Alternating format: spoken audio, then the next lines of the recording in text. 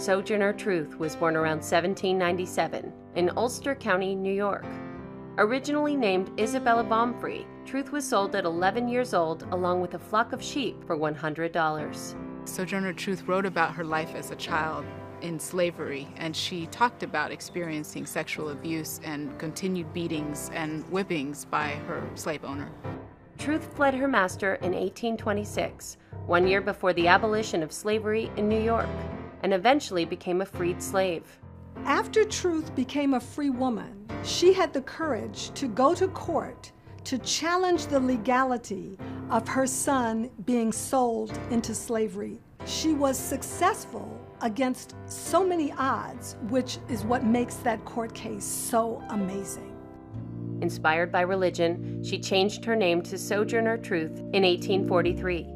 The following year, she joined forces with abolitionists such as Frederick Douglass and William Lloyd Garrison. Sojourner Truth became a traveling preacher, but also she was an early women's rights advocate, and so she spoke very forcefully for that as well. In 1850, she published her memoirs, and the following year, Truth delivered her famous speech at the Ohio Women's Rights Convention.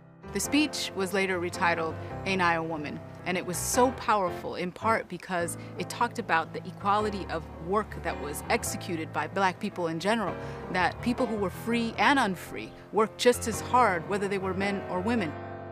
Following the outbreak of the Civil War, Truth recruited troops for the Union Army and met with President Lincoln in 1864, who gave her permission to become a counselor at Freedmen's Village.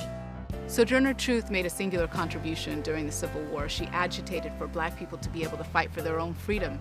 Truth continued to campaign for abolition and women's rights until her death on November 26, 1883. In 2009, a statue of Sojourner Truth was unveiled at the U.S. Capitol, commemorating her legacy. Sojourner Truth was one of the gutsiest women in American history, Black or white.